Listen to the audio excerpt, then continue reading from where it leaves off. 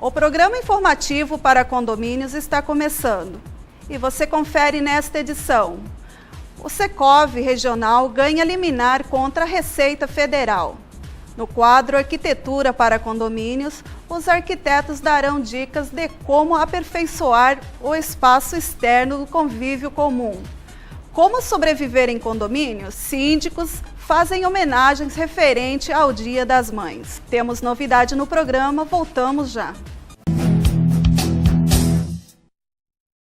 O Secov ganhou a liminar contra a Receita Federal que estava exigindo informações pessoais dos condôminos pelos síndicos. O delegado do Secov Regional, Gilson José Pereira, explica como tudo ocorreu. Confira.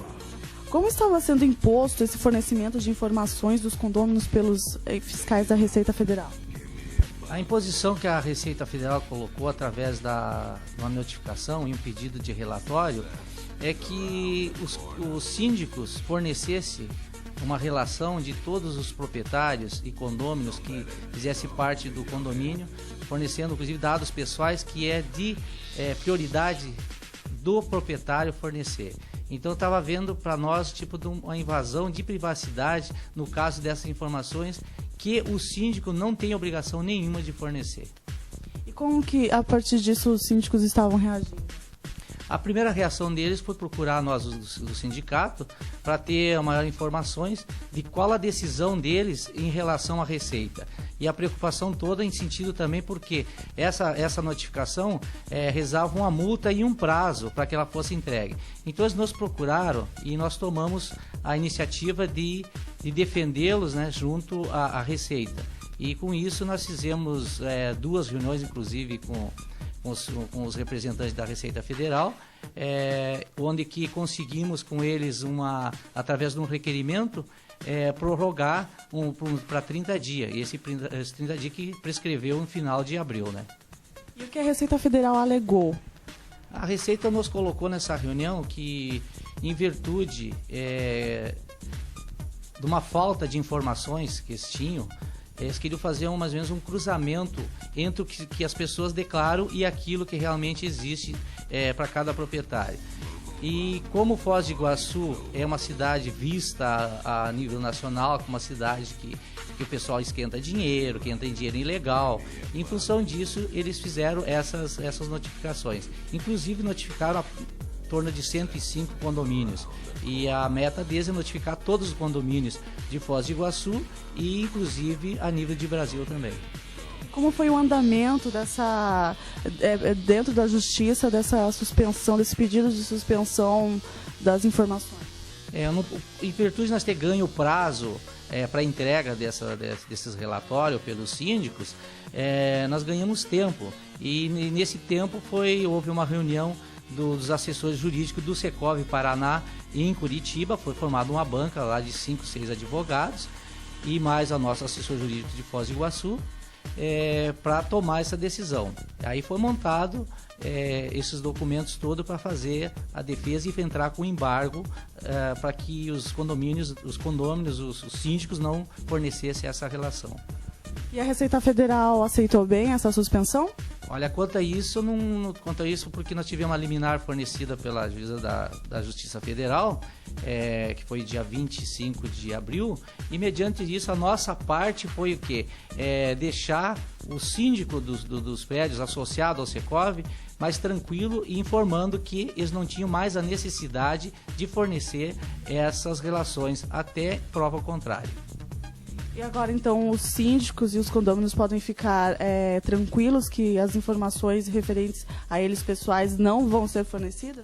Não, quanto a isso, eles podem ficar tranquilos. Inclusive, como eu já coloquei para os síndicos em um primeiro café da manhã que nós fizemos deste ano, que toda a informação que fosse fornecida pelo sindicato através do Secov, que eles teriam uma segurança, porque eles teriam, acima de tudo, uma seriedade e de quem cobrar qualquer tipo de informação. Então, essa informação nós repassamos baseada naquilo que foi nos fornecida pela Justiça Federal, pela liminar concedida, e através disso eles podem ter a segurança em 100% que eles não vão correr nenhum tipo de ação e nenhum tipo de multa os condomínios deles. Para poder se defender da fiscalização, os síndicos devem retirar cópias da sentença no Secov de Foz do Iguaçu.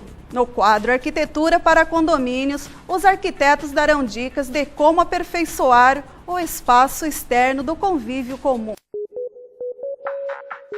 Olá, bem-vindos a mais um Arquitetura para Condomínios. No programa de hoje, falaremos sobre a importância dos espaços de convivência social para um condomínio e, além disso, falaremos mais um pouco sobre a revitalização de um desses tipos de espaço. Os espaços de convívio social de um condomínio são os elos de ligações entre os moradores, pois são neles que acontece toda a vida social. A questão do simples bate-papo, a reunião dos amigos para um tererê ou chimarrão no final de tarde, o local onde a criançada está brincando, a questão da prática de atividades esportivas, entre outras atividades. Dentro dos mais variáveis contextos, uma praça, um jardim ou uma área externa de convívio está com uma razão social muito importante para o ser humano.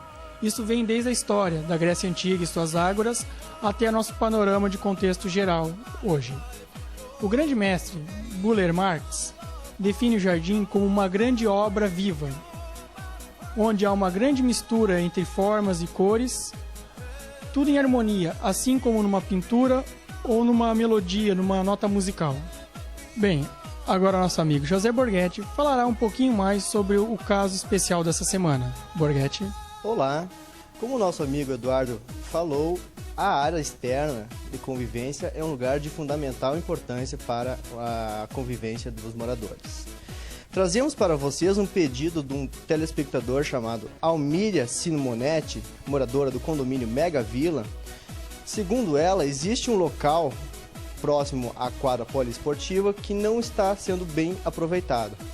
Então, com nossa equipe, fomos ao local e vamos apresentar para vocês algumas propostas de melhoria. A ideia é fazer uma reforma na quadra poliesportiva para uma melhor harmonia entre os moradores.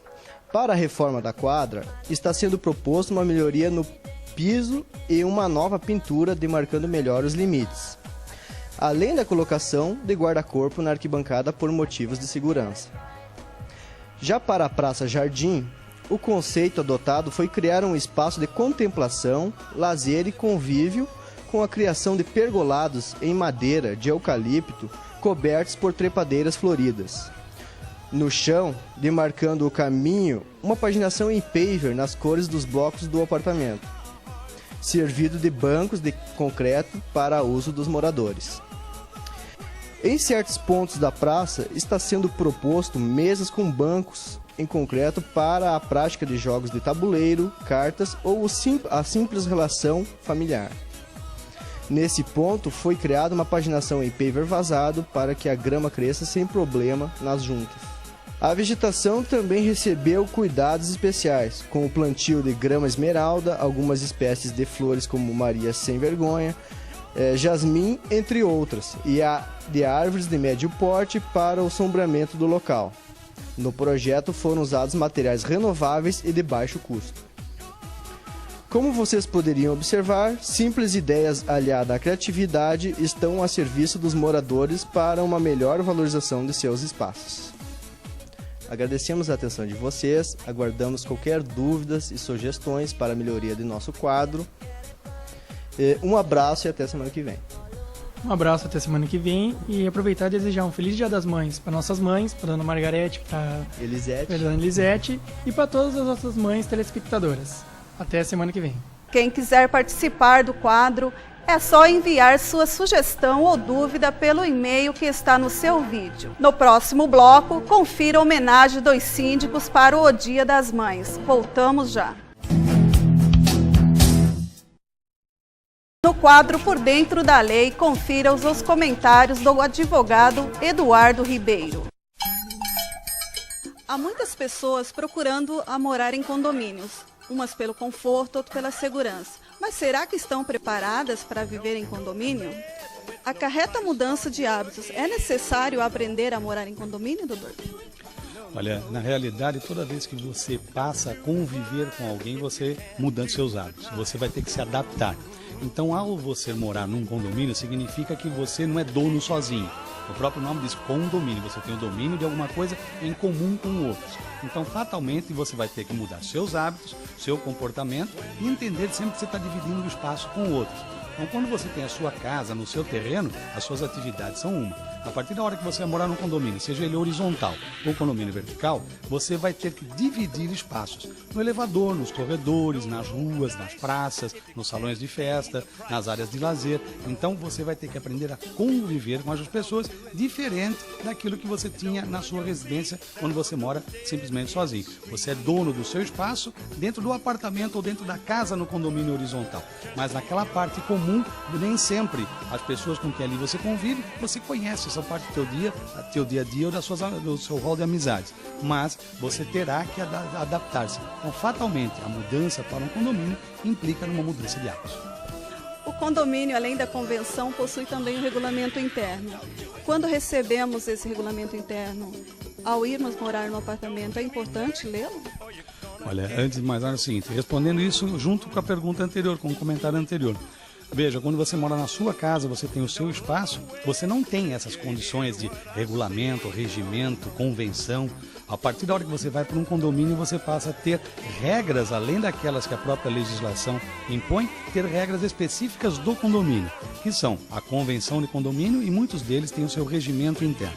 A convenção de condomínio ela tem fundamento na lei, atualmente no Código Civil, de 2002. E o regimento interno é elaborado e realizado pelos próprios condôminos com o apoio do síndico e normalmente com o apoio de um advogado ou de um contador para orientar da melhor forma como regulamentar o funcionamento do condomínio. Dentre as regulamentações estaria, dependendo do condomínio, a utilização das escadas, a utilização do salão de festas, da área de lazer, horário de visitas, entrega de documentos e afazeres do condomínio. Então, existe também a diferença, além do condomínio horizontal e do vertical, existe também o condomínio misto, existe o condomínio simplesmente residencial e também o comercial. O misto, lógico, juntando as duas coisas. Você vai ter um condomínio que é residencial e comercial. E lógico que o regimento vai disciplinar a função desses condomínios. Muitas vezes as pessoas não respeitam o horário de silêncio. E como que fica isso no regulamento? Em relação ao horário de silêncio, ele deve estar no regulamento. E aí, complementando novamente a pergunta anterior, lá quando você falou a respeito do regimento, no regimento deve estar lá disciplinando qual o horário de funcionamento do condomínio residencial. Vamos tomar, por exemplo, o residencial. Por que o horário de funcionamento? O horário em que vai entrar e sair empregado, o horário em que vai entrar e sair compras que você fez, o horário que você vai poder fazer manutenção no seu apartamento. Tudo isso deve estar disciplinado no regimento interno. O regimento é que vai prever isso.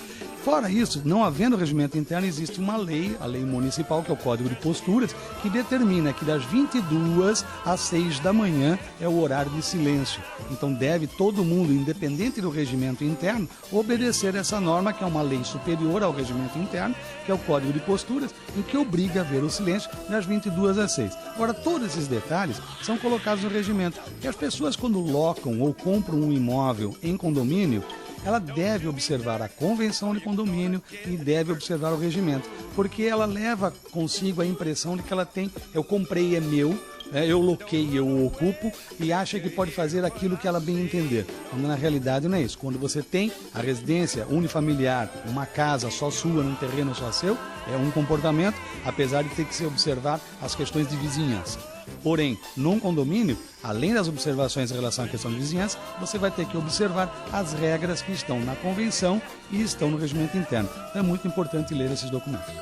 Quem deve as despesas de condomínio? É quem compra o imóvel ou quem está vendendo o imóvel? Bom, despesa de condomínio, em primeiro lugar, nós temos que deixar claro para quem mora num condomínio ou para quem se interessa em morar num condomínio, o que é considerado despesa de condomínio. A despesa de condomínio não é uma dívida que você adquiriu um patrimônio, que você agregou a esse patrimônio um bem. Na realidade, o condomínio é um rateio de despesas, ou seja, tudo aquilo que foi feito para a manutenção do condomínio energia elétrica dos elevadores, das escadas, manutenção dos jardins comuns, da piscina, caso tenha, da área de playground, da área de lazer, do salão de festas, material de limpeza, segurança, manutenção externa e interna da área comum. Todas essas despesas são somadas e divididas para os condôminos. Essa divisão deve ser feita proporcional à área do apartamento. Existem diversos condomínios em que você tem vários tipos de apartamento, várias metragens de apartamento diferentes dentro do condomínio. Então você tem no mesmo condomínio apartamentos de um dormitório, apartamentos com 2 dormitórios, apartamentos de cobertura com 2 pisos e é um mesmo edifício. Então você vai fazer pela área. No condomínio horizontal a mesma coisa. Apesar do condomínio horizontal ter áreas semelhantes de terreno, as construções são de tamanhos diferenciados. Tem gente que faz casa-terra, tem gente que faz 2 pisos. Então sempre vai ser calculado proporcional, a forma que se encontrou para calcular o custo do condomínio é proporcional à área do imóvel. Então o condomínio num apartamento vai pegar o tamanho do imóvel, vai dividir essa despesa pela área e por aí você vai pagar esse rateio da despesa. Porém, a despesa ela é rateada e é uma dívida do condômino. Quem é condômino? Condômino é o proprietário. O sinônimo de condômino é proprietário. Ah, mas eu moro num apartamento e eu sou inquilino. Eu também não sou condômino? Não, você não é condômino. Você é inquilino. O inquilino ele só pode ter essa lei. Você é o locatário ou inquilino. Esses são sinônimos. Porém, condômino, proprietário. Esse é o sinônimo de condômino, é o proprietário, quem tem a posse. E a dívida de condomínio é do proprietário do imóvel. Lógico, se você é inquilino, você pode passar essa despesa através do contrato para o seu inquilino. Porém, quando você me fala a respeito de compra e venda, na realidade, quem adquire um imóvel hoje de condomínio, adquire o ônus. Ou seja, se ele não verificar na época da aquisição que havia uma despesa anterior do condomínio, quem adquiriu a dívida. Ou seja, aquele que vendeu termina a sua responsabilidade, mesmo que tenha uma dívida pretérita, tenha uma dívida anterior à venda, essa dívida vai junto com o bem. Ou seja, quem compra, se não verificar antes de fazer o negócio, acaba levando, além do apartamento, a dívida que existia. Aproveitando essa resposta, vamos ver a pergunta da Shirley, lá do condomínio de Cavalcante. Doutor Eduardo, eu gostaria de saber se, como síndica do condomínio, né, eu posso entrar com uma ação contra o proprietário do apartamento, que tem locatário, né, que há vários meses em débito com o condomínio. Seria possível estar fazendo essa ação contra o proprietário? Shirley, a mesma situação. Você tem inquilinos, você tem locatários aí morando no seu condomínio, você pode sim protestar, executar, colocar no SPC, lógico, se isso estiver tudo previsto na sua convenção de condomínio ou no seu regimento, você poderá fazer isso sempre contra o proprietário. Você não pode levar a protesto, você não pode colocar no SPC, que é a Sociedade Civil de Proteção ao Crédito, você não pode levar a uma execução judicial o locatário, o inquilino. Este não deve condomínio. A dívida de condomínio é do proprietário. A analogia eu faço quando eu esclareço esse ponto em relação ao IPTU, que é outra situação. Todo imóvel também tem um imposto territorial urbano, o IPTU. Esse imposto de quem é a obrigação de pagamento? Do proprietário, do condômino, tá certo? O inquilino pode ter essa obrigação via contrato de locação, como normalmente também passa-se ao inquilino a obrigação de pagar o condomínio. Você no contrato de locação você paga todos os impostos e taxas também via contrato. E aí o inquilino tem esta obrigação de pagamento. Porém, se a prefeitura for executar o não pagamento do imposto, vai executar ao proprietário, apesar de não ser morador, porque locou o imóvel. Tá? Da mesma forma, o síndico vai agir em relação ao condomínio. Então, o síndico, a hora que tiver que cobrar o condomínio, ele terá que executar ao proprietário. Então, a ação, a cobrança, todo o movimento e a correspondência sempre é o proprietário. E o proprietário, por sua vez, se teve um inquilino que não cumpriu com a sua obrigação contratual, porque aí é a questão contratual, de não pagar o IPTU ou de não pagar o condomínio, ele poderá, como locador, mover uma ação contra o seu inquilino, até mesmo rescindindo o contrato, se assim for a cláusula dentro do seu contrato de locação. Poderá rescindir e pedir o imóvel de volta, por quê? Por quebra, descumprimento do contrato de locação, que era o de pagar o IPTU ou de pagar o condomínio. Portanto, Shirley, sabendo que se você tiver que cobrar alguém em condomínio, protestar alguém, colocar na Sociedade Civil de Proteção ao Crédito ou ajuizar uma ação de cobrança, sempre ao proprietário. Agradecemos a todos que participaram enviando suas perguntas. E você que queira participar, envie sua pergunta ou sugestão através do e-mail econdominios@cybermais.net ou ligue para 3025 1209. Obrigado pela sua participação e até o próximo programa. Olha só que interessante! Você que tem aquela roupa que passou da moda, a Restaura Jeans deixa ela com cara de nova. Mais de 20 opções de cores à sua disposição. Acompanhe a matéria.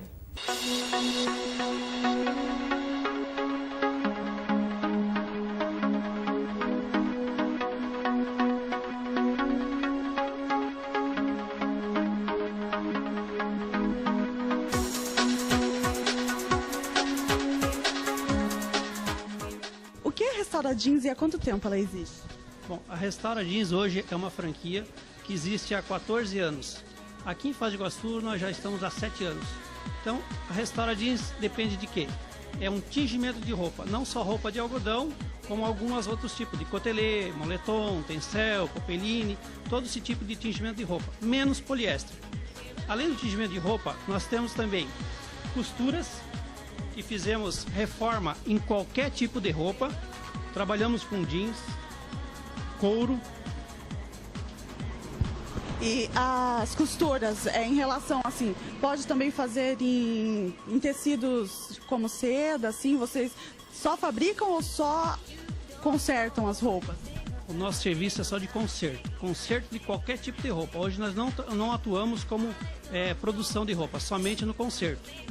É como no couro. Hoje nós estamos com uma variedade de couro. Nós fizemos repintura em calçados de couros. O que consiste a repintura do calçado de couro? Nós lavamos, desbacterizamos e repintamos qualquer peça de couro. Pode ser uma jaqueta, uma bota, uma sandália, um tênis. Todo esse trabalho nós fizemos aonde? Na indústria no Rio Grande do Sul. Todo o nosso trabalho de tingimento e conserto de calçados vai para o Rio Grande do Sul. E sobre os jeans, a cor base é aquela primeira ali, né? Então, você garante que os jeans fiquem qualquer outra cor, 90%, 100%? A cor funciona assim. A primeira cor ali nós temos a cor base. De uma cor base nós podemos transformar em mais de 30 opções de cores. Depende da cor que o cliente escolhe. Nós nunca vamos prometer que fique exatamente da mesma cor, porque são cor em cima de cor.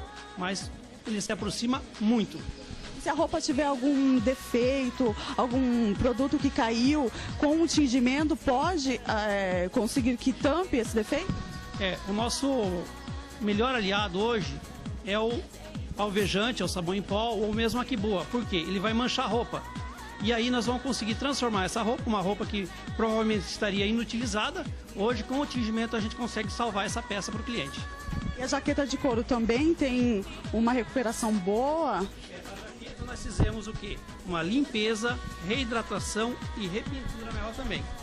Então qualquer peça de couro nós trabalhamos. Pode ser várias cores, pode ser uma jaqueta com 3 ou 4 cores que nós vamos trabalhar ela também. Eu estou vendo aqui uma bolsa. Como que essa bolsa estava antes? Olha, essa bolsa é uma bolsa da Louis Vuitton, uma peça cara, que estava toda danificada, suja, esfolada, e hoje ela se encontra desse jeito. Ela já está toda repintada e nova novamente.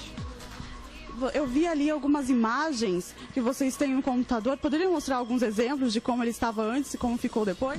Pois não, aqui eu vou mostrar para vocês. Esse é um calçado antes, né? Calçado de custo médio R$ 170, estava bem danificado, agora ele ficou praticamente novo. Quando trazem aqui a peça, o calçado, ele vai para o Rio Grande do Sul e quanto tempo ele demora para voltar? O nosso malote sempre vai às quintas-feiras para o Rio Grande do Sul e volta sempre na sexta-feira da semana seguinte. Então, o prazo é de uma semana? Uma semana a partir da quinta-feira. O cliente está convidado a vir conhecer a Restaura Jeans, que é uma maneira de economizar. Hoje nós temos que economizar. Como? Restaurando, reformando as coisas que estão em casa guardadas. E aonde que a Restaura Jeans fica para o pessoal aqui de Foz procurar? A Restaura Jeans está na rua Almirante Barroso, 2243, ao lado da Autoescola Cantu. Qual é o horário? O horário é das 8 às 6 da tarde. E o nosso telefone é o 3574-5423. Muito obrigado, Beto.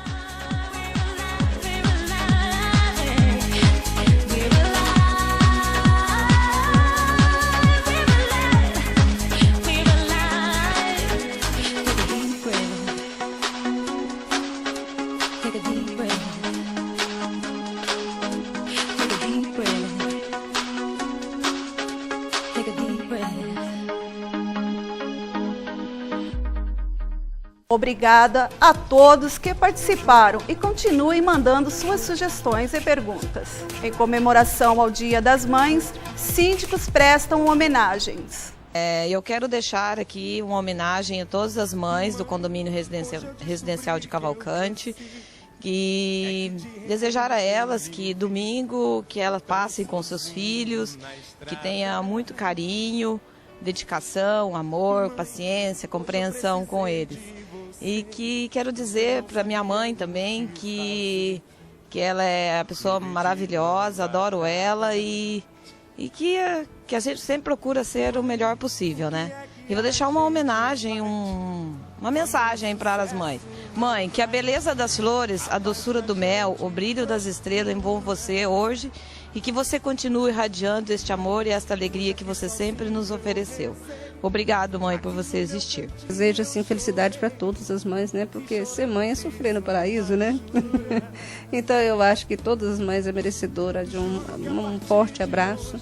Além de ser mãe, tem esse dom de ser administradora, né? Então, sabendo administrar um condomínio. Então, isso é mais do que uma mãe mesmo. Não deixa de ser uma mãe, né? Porque, na verdade, agora há pouco eu enfrentei um probleminha aqui, que as pessoas pensam assim, eles não têm a quem recorrer. Então, quando eles têm os problemas, eles correm para a síndica, né?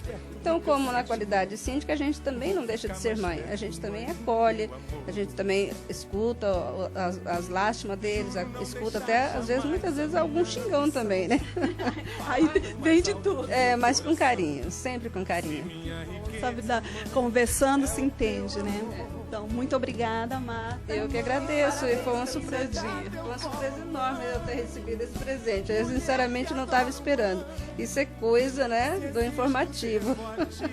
Estamos aqui no condomínio Abaeté e quem foi uma das sorteadas é a Adriana. E estamos aqui trazendo para ela os presentes que ela recebeu, da Vita Derme e da Flores e Fruta. Adriana, parabéns pelo Dia das Mães e parabéns por ser uma das nossas 4 sorteadas. Obrigada, gente. Eu só tenho a agradecer a vocês e desejar feliz Dia das Mães, às mães do condomínio e todas as mães. Agora quero parabenizar todas vocês que foram sorteadas e também lembrando da minha mãezinha que o mês que vem estará fazendo 86 anos. Parabéns, minha mãe. É por você que eu estou aqui. Hoje existo por você existir também. Beijos. Mãe, teu conselho me orienta, teu carinho me alimenta, da paz, do amor, da esperança. Mãe, hoje eu sou um homem, eu sei, mas às vezes que eu chorei, não passei de uma criança. Você também pode participar enviando suas perguntas, dúvidas, através do e-mail icondominios@cybermais.net ou ligue para 3025 1209. O informativo para condomínios fica por aqui. Até o próximo encontro.